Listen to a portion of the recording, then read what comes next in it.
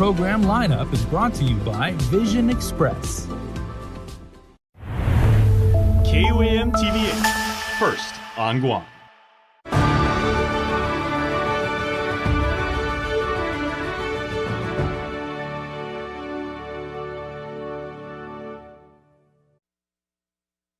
KUAM News headlines are presented by Calvo's Insurance, protecting Micronesia for 85 years. Matson and the Adahi Itano program. Apply at matson.com. Cars Plus, Guam's automotive leader in sustainability and electric vehicles. Learn more at carsplusguam.com. McDonald's of Guam, I'm loving it. And King's Restaurant, serving your local breakfast, lunch, and dinner favorites for over 45 years.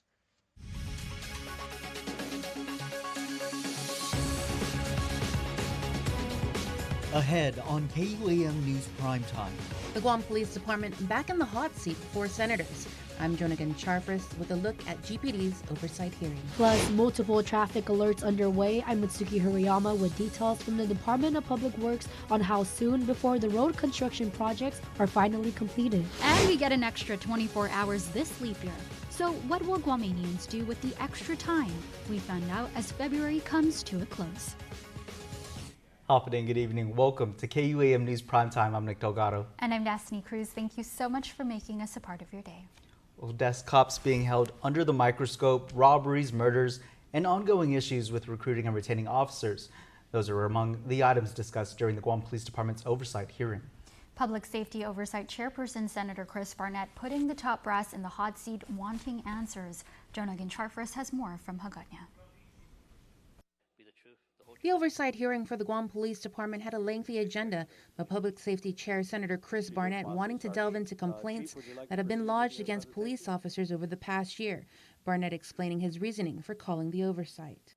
As you guys know, there's a higher standard that comes with the wearing of the badge and the gun, and I think given the number of complaints that have been reported in the media, it behooves us as public servants, both on this side and that side, to kind of be as transparent as we can to ensure and to show the public that we're holding ourselves Barnett accountable. listing several complaints against officers, many that were reported by KUAM and provided to him from rank and file.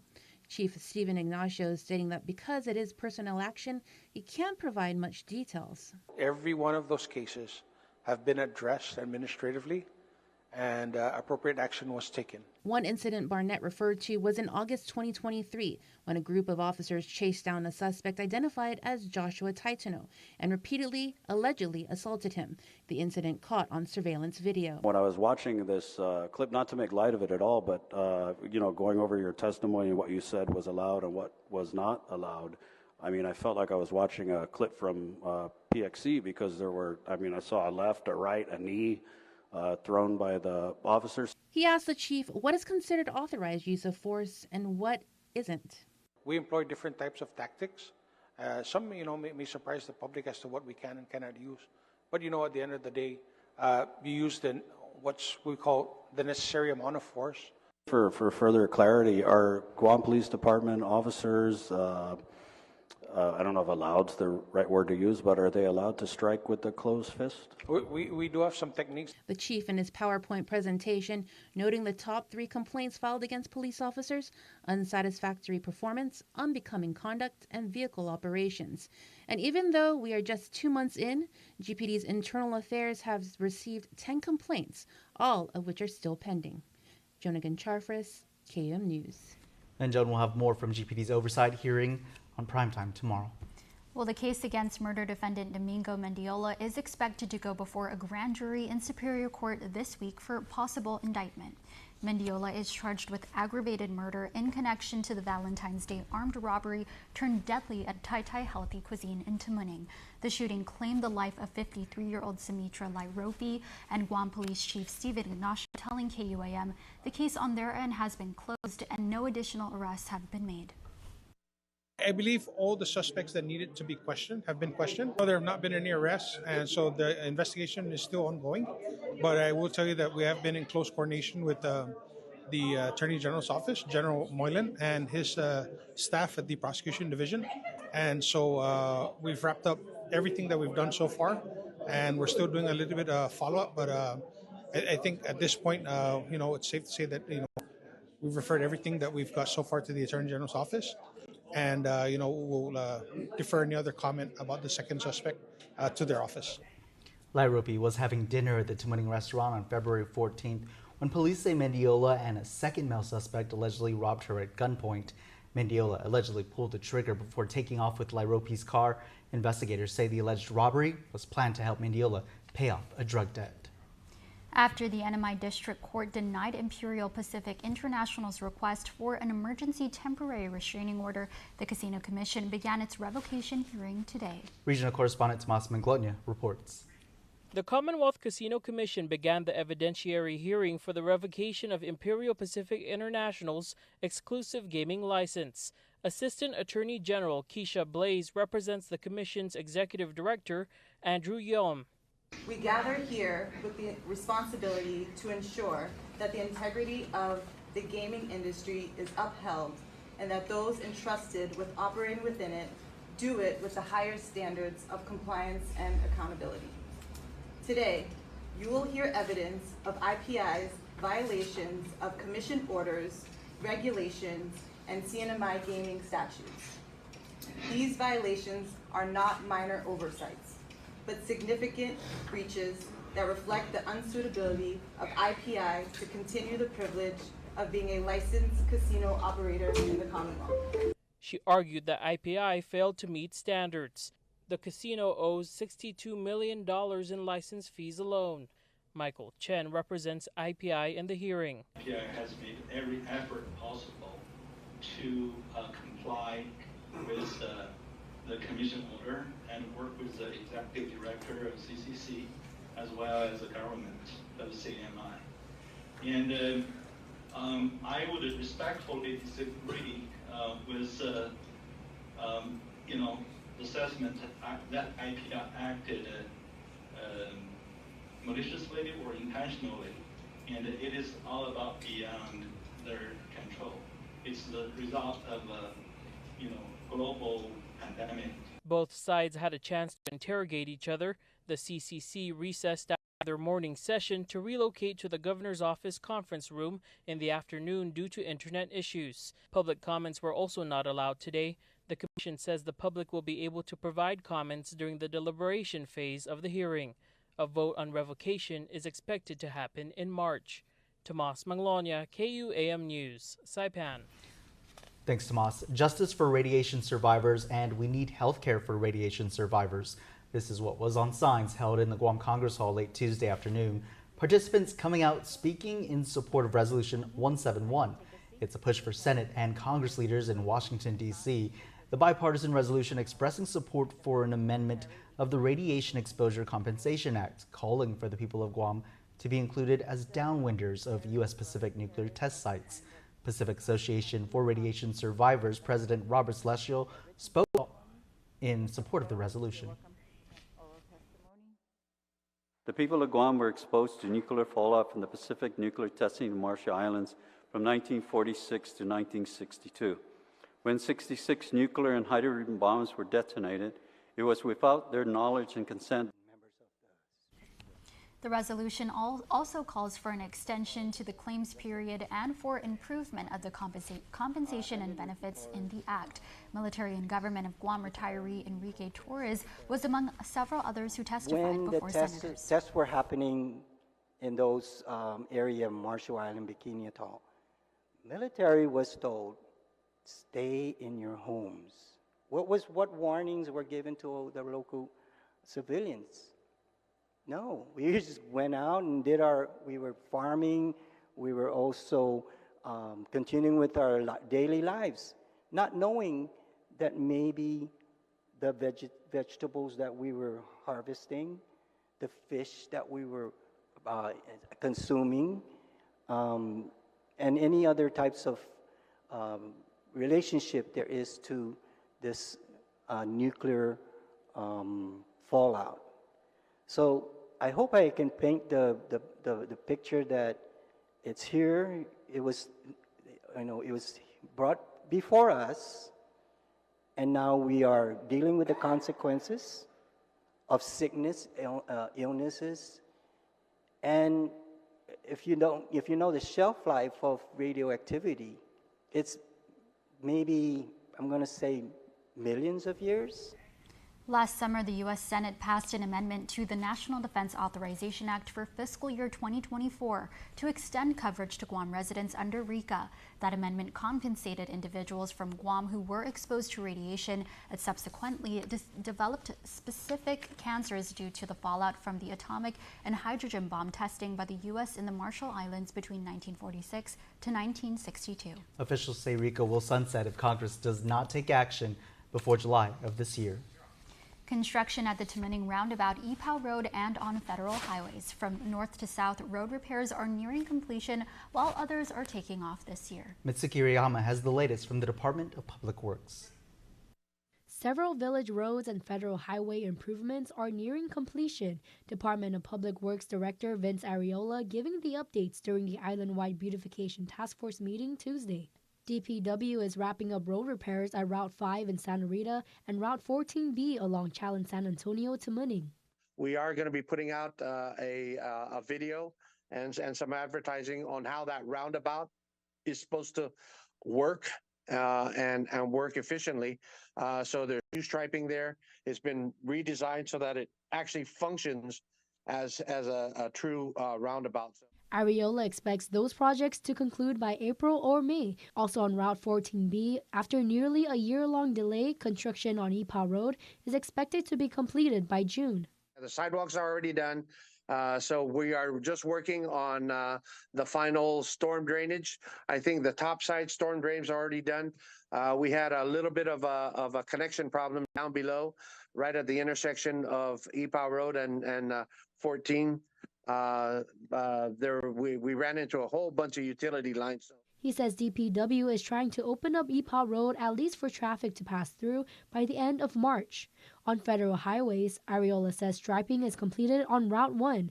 Plans to mill, pave, and stripe Route 10 is expected in the summer. We're doing a form of temporary striping right now to at least last for the next 8 or 10 months on Route 10. Also nearing completion, bike lanes in the south at Cross Island Road along Route 17. There'll be 4 foot, even 4 if not 5 foot shoulders that will function as bike lane. Yes, and that'll be from the intersection at Windward Hills all the way to the intersection of Route 17 and Route 5, the project that is just completing. And while not a beautification project, Ariola adds within the next couple of weeks, Dead Man's Curve will be getting much-needed traffic markers in the middle lane to slow down traffic. They're called candlestick stanchions, orange stanchions that'll be screwed into the middle lane. My original thought was to actually put concrete jersey barriers in the middle. The chief thought it might be a little bit too extreme, but so we'll start out with the candlestick stanchions, and we'll see if that slows down the traffic along with additional signage. This comes after a multiple car collision at Dead Man's Curve sent one person to the hospital just last week. Last October, the same stretch of road claimed the lives of 2 men. Mitsuki Hirayama, KUAM News.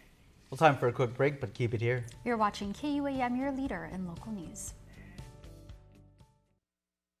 Troy Polamalu Safety, a.k.a. the Quiet Storm. Troy's seen more out of the corners of his cold steel eyes than most mortal men have seen straight on. The last thing an offense would witness, a fury of flowing mane incoming at high speed. Hey! Cat-like quickness and supernatural instincts like Troy's only come once in a lifetime. And oh, how grateful we are that they came in ours. No one made the beloved burg of Pittsburgh feel quite as safe as this safety. The Hyundai Tucson with advanced safety and tech, because even safeties could use a little more safety themselves.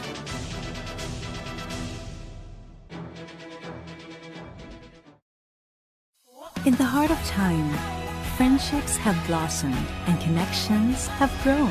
From the letters we wrote to the calls we made, we've laid the lines to weave our stories together. From the distant past to a brighter future, we are forging paths, bringing tomorrow's islands today.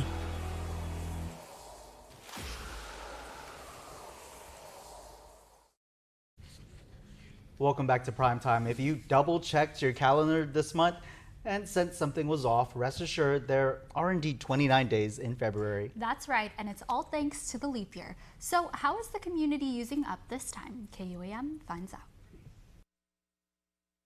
It's a bonus day added to our calendars almost every 4 years. February 29th, famously known as Leap Day during a leap year. But why does the shortest month get another day? Well, it turns out the Earth takes more than 365 days to make a full trip around the sun. So to catch up, we get 24 more hours. KUAM finding out how many of you are planning to spend that extra time. For some, it's an opportunity to break out their culinary skills. They have a barbecue, cook some fish, local food. For others, it means quality time with loved ones. Just hanging around with the family. And for missionary Cindy Burtonshaw, it's another day to do good. Make a difference in the world.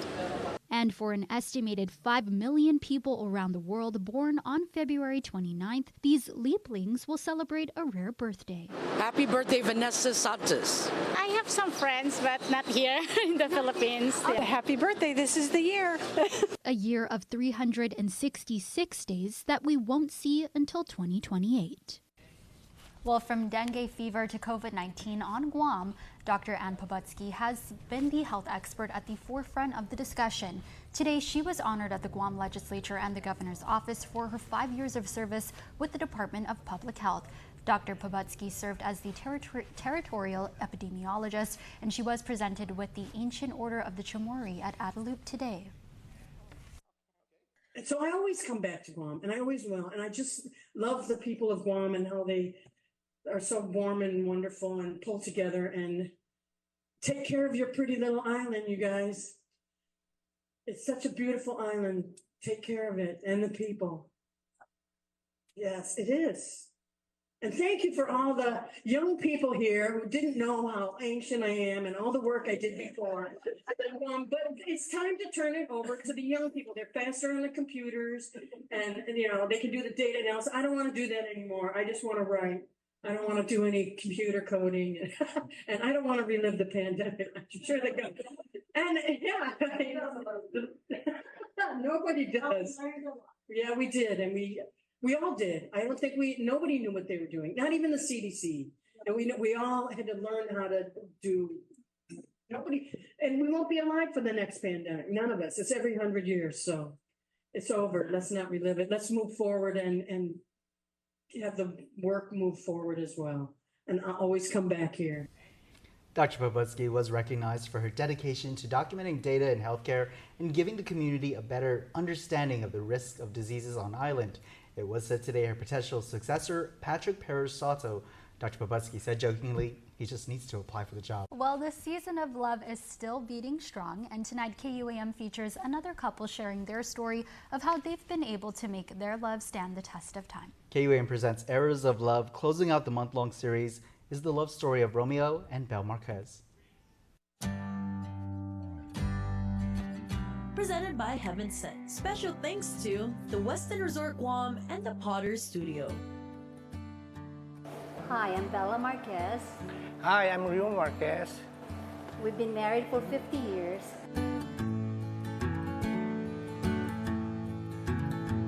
Actually, it's not just one particular, moment or significant, moment.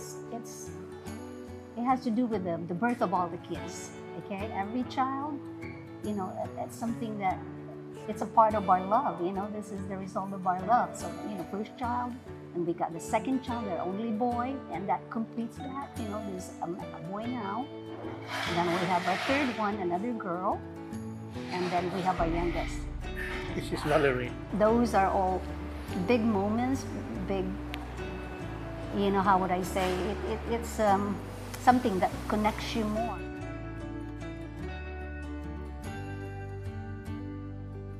There were obstacles, frustrations and stuff. One thing with us is I always tell this my kids, it's not something that like, you know, yeah, you hear about it, just talk about it a little bit, but it's not something that we have to fight over. We don't have to fight it, like real, you know, respect is the key, you know, when you respect and, you know, no harsh words. I mean, yeah, you know what I mean? I think that's what makes it.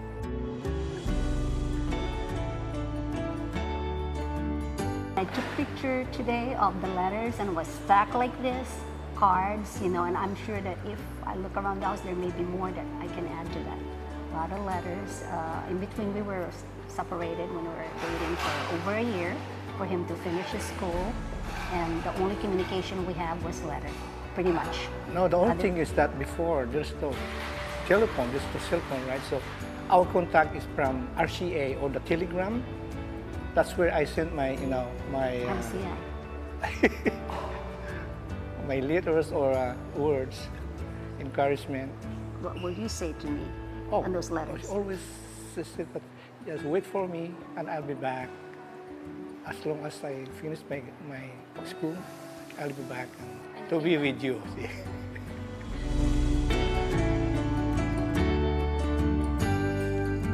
We've known each other, you know, we've done these years, you know.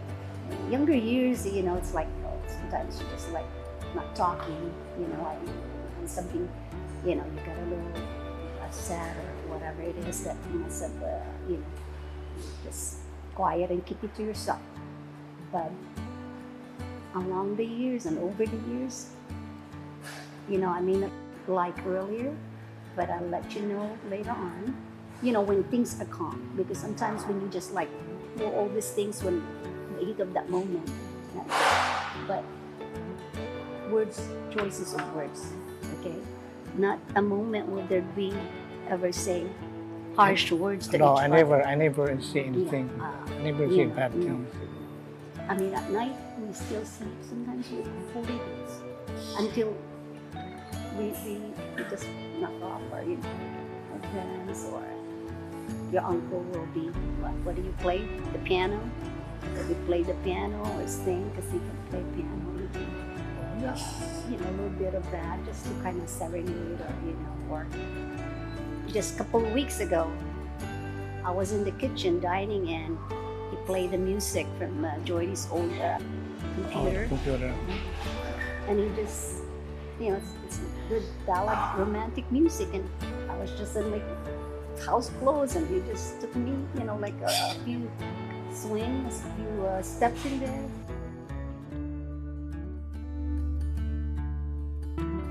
Love story. That's why our team song is Love Story. Yeah, we love to travel. So, I mean, those are, you know, also moments when the kids were grown and, you know, we worked hard and there's still bills to pay. We went to Europe, you know, and, you know, the encouragement of, you know, my mother.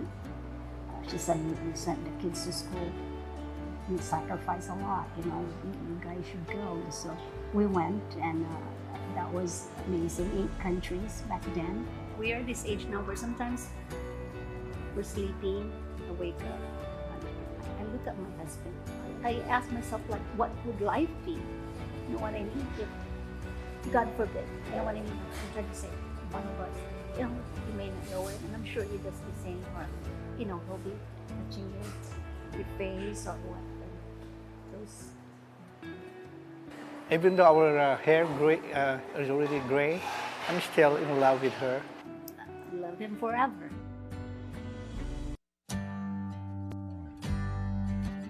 Presented by Heaven Sent. Special thanks to the Westin Resort Guam and the Potters Studio. Now for a look at your world at home. Here's a view captured from Telefofo Bay.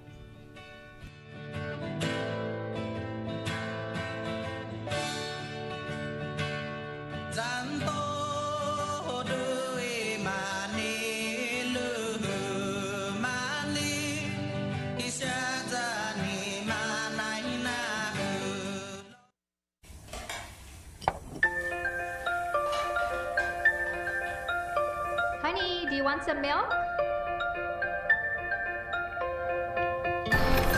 Do you ever wonder how your favorite products make their way into your local stores? Most arrive on state-of-the-art Matson vessels that transport containers of food, household items, equipment, and supplies into the islands every week. Because we know that you depend on us, we work closely with our partners to ensure that our shipments arrive on time, all the time, so you can find your favorite products when you need them. We transport the region's most precious cargo that supports successful businesses and promotes a better quality of life for our families. Matson is proud to have been the hometown shipping carrier for Guam, the CNMI, and Micronesia for the past 25 years, and you can count on us to be here for generations to come. Oh yeah, hot honey pizza and wings from Pizza What? Pizza What? Pizza What? Hot honey pizza and wings. It's the first new flavor to make you say, Pizza what?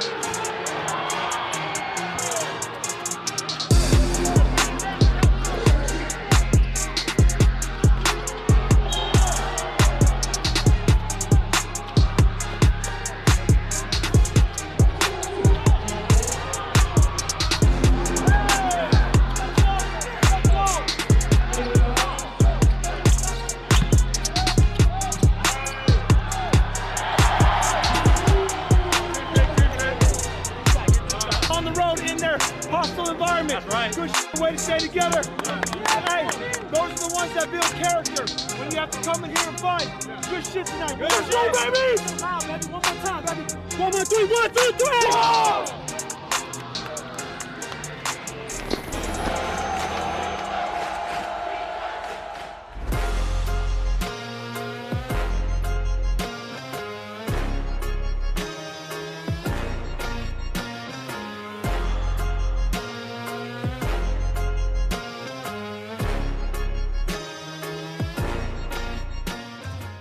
Don't need a work break, keep the smile on your face. The moments you can't replace, and I'll be around. Whoa. You can count on me. You can count on me for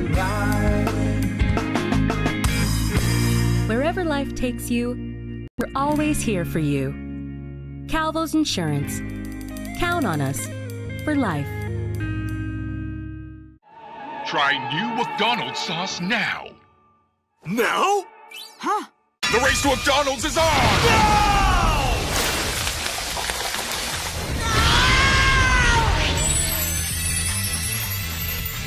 I will win!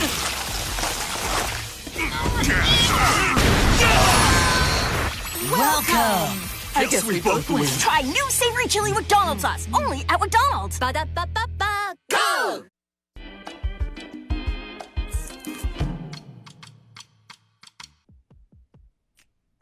There is a meet and greet from our friends at Equality Guam. It happens on March 1st over at the Sinahanya Mayor's office, and you are invited. Please make sure to go check it out. It begins at 6 p.m., dedicating to supporting and uplifting the queer community of Guam. If you are ready to hit the dance floor, we have a house party ready for you. By the way, for those of you who weren't alive or not around in like 1991, this is a great take on the movie with Kid and Play House Party. I love this poster. Good job, guys. 10 Presents. Make sure to check it out. It's a Club Zoo in Tumon. Doors open at 9. Make sure to get your tickets. 10presents.eventbrite.com. That is truly, truly amazing. House Party, one of my favorite movies, by the way.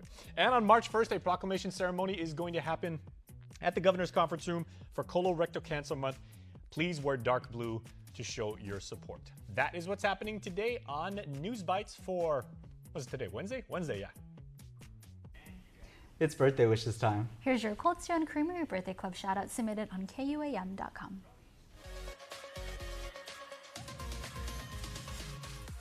Birthday wishes going out to Marshall R. Sablon, wishing you a very blessed birthday. Shout out from the Mekshop clan. Enjoy. Also, birthday shoutouts going out to Rochelle Sablon Diego. Love, hugs, and kisses to you from the Mekshop clan. Enjoy your blessed day. Also, a happy 79th birthday going out to Dolores Pangilinan. Happy 79th birthday, Nana Dolores Pangilinan, from all your grands and great-grandchildren. We love and appreciate you. Wishing you many more blessed years to come. And here's another message to Dolores Pangilinan. There is no mother quite like mine whose beauty shines at 79. Happiest of birthdays, Mom, Grandma, Nana. You are always deeply loved today, tomorrow, and for the rest of eternity.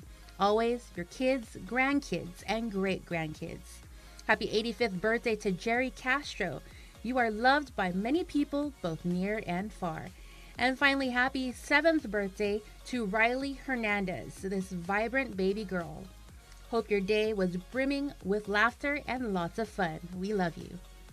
Happy birthday to everyone celebrating a birthday on this day, Wednesday, February 28th. And that's your Primetime Show. Thanks for watching. I'm Nick Delgado. And I'm Destiny Cruz. Have a great evening and stay beautiful.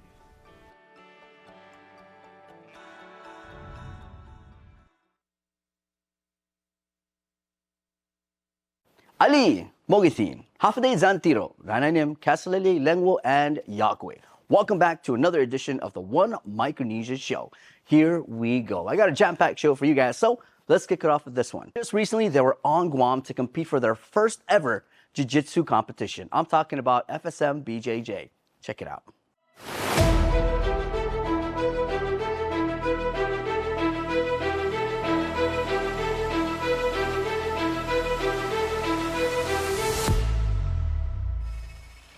Recently, the FSM Brazilian Jiu-Jitsu Federation competed in their first outing at the 2024 Copa de Marianas that was held at the UOG Calvo Fieldhouse. Coming along for the incredible experience was a team of 10 and 2 coaches. President of FSM BJJ, Christopher Alfonso, who is also a brown belt, explains how his journey in Jiu-Jitsu began. They didn't really do that many sports. I did a few. Like when I was in high school in Guam, I did paddling for like two or 3 years. But it wasn't until like my sophomore year of college that I actually started training. And, you know, prior to training, while out there in Philadelphia, I attended school in Philly, and I wasn't the best student. I actually did everything except go to classes. It was my first time in the mainland. I just wanted to see and do everything aside from going to classes, basically. So I actually got dismissed from my university twice because of it. Alfonso said he sought guidance from a cousin who was in New York at the time, and he suggested that he get involved in Jiu-Jitsu. I started off training in 2016 as a New Year's resolution.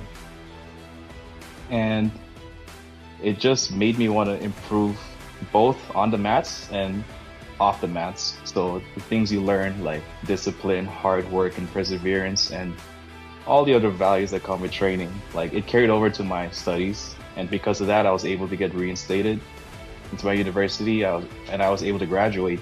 And I was also on the dean's list at one point. He said jiu-jitsu did a lot of good things for him when he was in a really bad place. But when he graduated from college in 2019 and moved back to Pohnpei to work, he was bummed that there was no jiu-jitsu training facility in the country. It was difficult getting a routine going because myself, I do travel quite a bit for work. I'd always pack a gi or rash guard wherever I would be sent off to for work, whether that's the Philippines, Japan, there in Guam, and just drop in wherever I can for training just to keep up with the practice. And then when I would come back on island, I'd hit up my cousin and say, hey, like I'm on island now, let's get some training in. But then he would be the one that's off island for work. So it was difficult to get a steady schedule going until the lockdown happened. If you can recall, FSM had the longest lockdown during the pandemic, and in that time, they were unable to travel. Alfonso and his cousin helped launch a tiny club where they offered jiu-jitsu training. Basically, the only two Brazilian jiu-jitsu practitioners in the country, we knew that we needed to develop our own training partners aside from each other. And I knew all the good that it did for me, all the positive impact it had for me, and I'm just hoping that it does the same for our students here as well. Fast forward, what started as a tiny club has grown to a dozen or more of dedicated and passionate jiu-jitsu practitioners. We started off with just 2 students, a younger cousin of ours and his friend. And from those 2, they through just by word of mouth alone, they asked more friends to come in. So we ended up with like 12 of them total. Wow. And just from there, like it was something they've never done before. It was something new, and they just all stuck with it just because of how much fun they were having. And eventually, like we would open up to more and more beginners batches. A lot of it being funded by donations and generosity of businesses and individuals, but it is through this generosity that Alfonso says they were able to expand to a 30-foot by 30-foot mat. When we have like everyone training at the same time, we can have up to 30 people on the mat at the same time. Wow. So it just gradually and organically grew over time. And it's always been like a cool thing to just play dream a little bit, like kind of daydream that like, oh, it'd be cool if we actually got a team out there to Guam to compete, because that's the nearest thing to us in regards to competitions and tournaments. And although the students may have had some nerves stepping onto the competition mats at Copa de Marianas, they shook it off and gave it their all. So total medals we got 13 medals total. We got 3 gold medals, 6 silvers, and 4 bronze medals. It was nice being able to like interact with the different coaches and the other competitors at the tournament. Like I remember that morning that we were chatting with another team's a parent from another team. His child was competing in the tournament that day, and he saw our shirts and he was like, oh wow, like are you guys a new team? And we're like, oh yeah, we're from the FSM. He's like, oh wow, like it's your first time coming out here for the Copa de Marianas? I was like, oh yeah, it's our first time ever. Depending on who we talk to, some of them would see us and be like, oh, new team, like these guys are kind of like the underdogs in a way. But afterwards, at the end of the tournament, once we started racking up the medals that we collected, people were coming up to us afterwards and being like, wow, your team did really good for its first team outing. Now, with their first team outing under their belt, the students go back to training and prepare for that next competition as FSM Brazilian Jiu-Jitsu. Biba, amazing job, guys. Keep it up.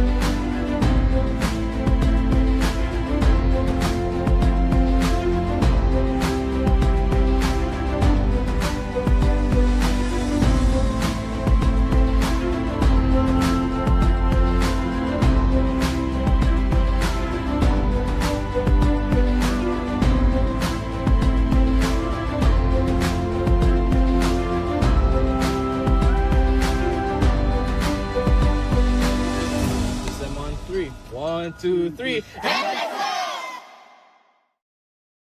What an amazing story, and on top of that, an amazing performance at Copa de Marianas. Good job, FSM BJJ, and I can't wait to meet you guys when you guys come back to Guam for your next competition. Guys, we're going to take a break and we're back with more of the One Micronesia Show.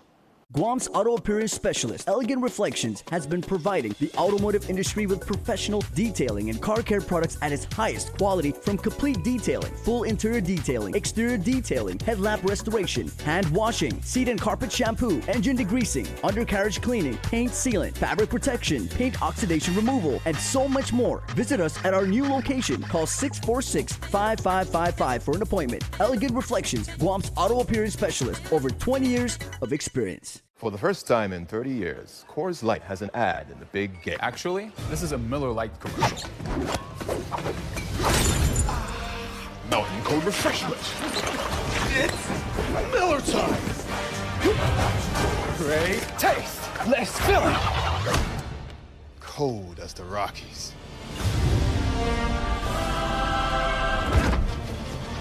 Coors commercial. Miller commercial.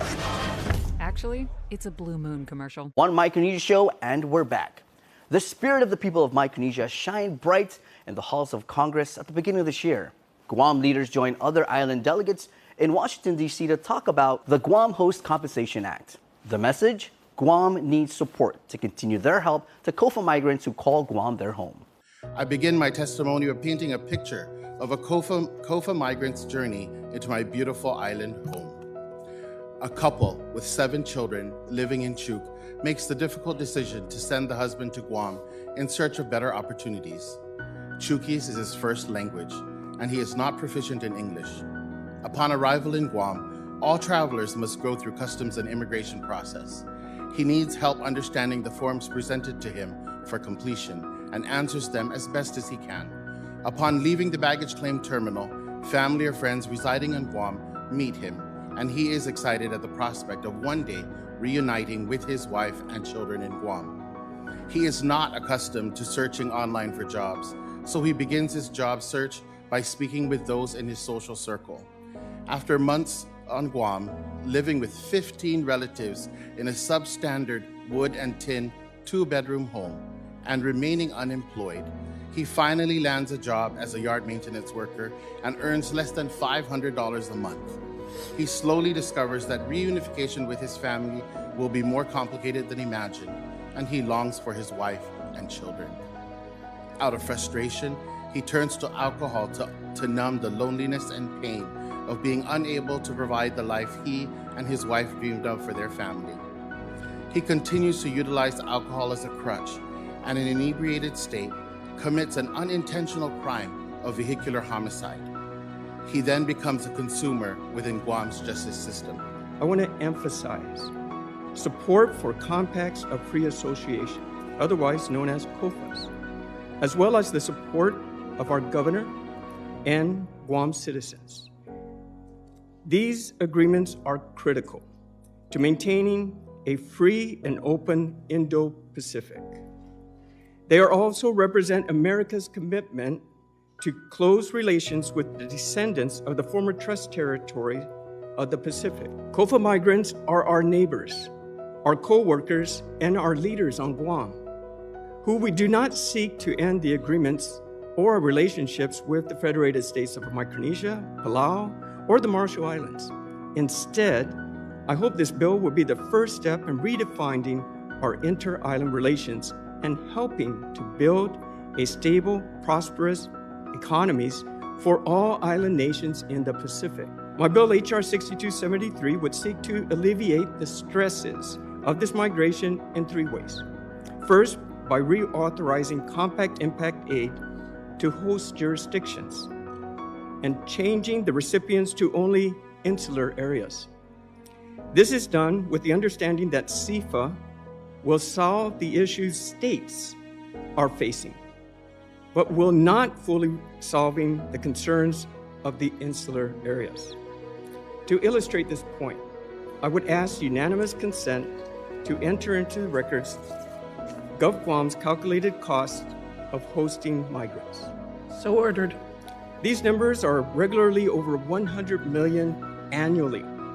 Meanwhile, Compact Impact, even when it existed, only sent 15 million to Guam.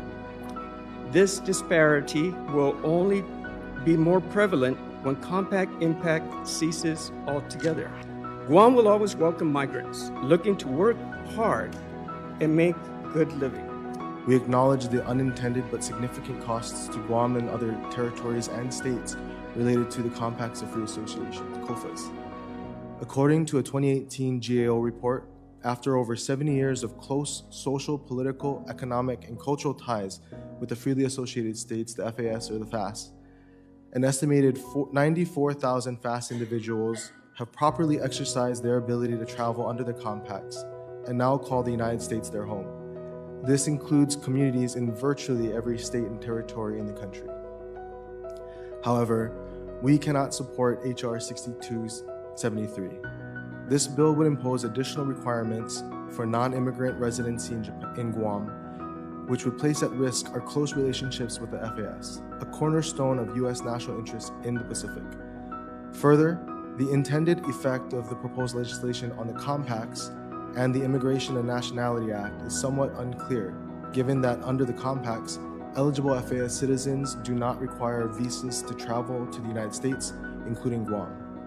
We agree with Representative Moylan that more federal resources must be dedicated to support host territorial and state governments and FAS individuals residing in Guam and the other territories and states. Reimbursements to the government of Guam have been insignificant. Before fiscal year 2024, Guam received between 12 million and 16 million annually from the federal government for our government's cost in providing public services and programs to COFA citizens, and between 1.4 million to 2 million annually in Compact Impact discretionary funds.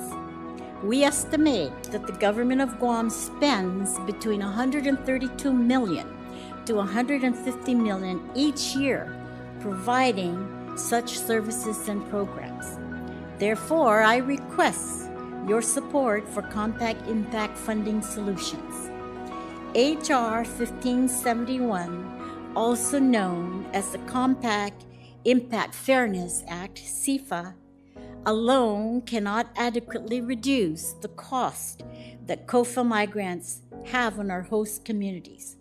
Several local services and programs rely on Compact Impact funding that CIFA cannot cover, with education and public safety costs being the most significant. Guam has graciously hosted our COFA guests for almost 4 decades. In 2018, the U.S. Census Bureau officially reported that Guam has the highest number of COFA migrants in the country, with 18,874 residents from the freely associated states, or a little over 10% of our total population. Now in 2024, the number is estimated to be around 24,000 migrants, close to 15% of Guam's population, which includes a couple of generations of COFA American citizens. Despite hosting the most COFA migrants, Guam still does not receive the most significant amount of Compact Impact funding. The Office of Insular Affairs allocated only 35 million in Compact Impact funding, including 5 million, which may be available at the discretion of Congress. Guam's costs alone for educating, providing health care, as well as enforcing the law and keeping COFA migrants safe is at least 30 million annually. Guam Delegate Moylan invited the Biden administration rep to Guam as he plans to host a town hall meeting this year, making a further push for the funding. For more on that meeting, you can go check out KUAM.com. Guys, we're going to take a break and we're back with more of the One Micronesia Show. Guam is truly a majestic place with its sheer natural beauty, wealth of beaches, and culturally rich landscape. Unfortunately, Guam has a real problem with unwanted invasive species. Help us in preventing their introduction and spread. The coconut rhinoceros beetle, the little fire ant, the African snail, Siam weed. These are just a few of the numerous invasives on Guam. Follow proper custom procedures when bringing plants and animals into Guam. Help protect Guam. Tell your family and friends about invasive species. To report invasive species, call 475-PEST.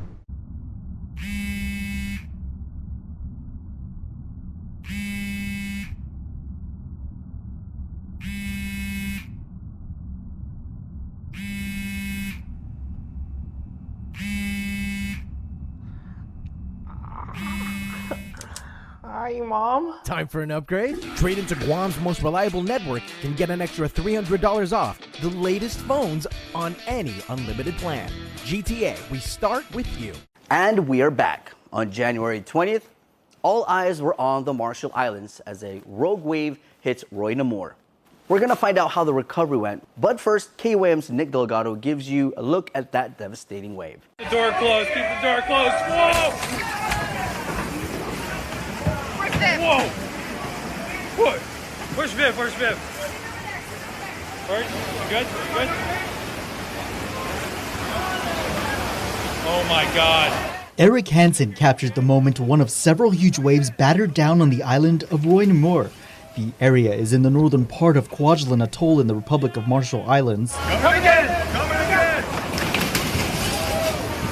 The terrifying scene unfolding Saturday night on the U.S. Army Garrison Base, where the military says they support the U.S. Space and Missile Defense Command's Ronald Reagan Ballistic Missile Defense Test Site. By Sunday morning, the military sent an air crew to conduct damage assessments from above. The aftermath showing how the water inundation washed over the northwest side of the island, flooding at least a third of it. Garrison Commander Drew Morgan took to social media to discuss the challenging days that followed the island being hit by the massive waves. They caused extensive damage there that we're still assessing, but luckily there were only a few minor injuries. A total of 80 of the 120 people who called the island home had to be evacuated, the others staying behind to assess the damage and restore basic services like utilities. I have been so impressed with Team Quad's response and the outpouring of generous community support. This is going to go down in Quad's history books as one of its most challenging times ever in its 80-year history. We will get through this. By Tuesday, the military reported flooding from the waves damaged much of the unaccompanied personnel housing, the dining facility, a bar and grill, the chapel, and theater were moderately to severely damaged, and the automotive complex remained underwater. Officials now doing whatever possible to recover and care for those impacted. Operation Roy recovery in full effect, but expected to take months to complete. Since then, the recovery of the islands. The military has conducted site surveys, and it's all hands to get the island back on its feet. And we're going to do everything that we can to support you through this.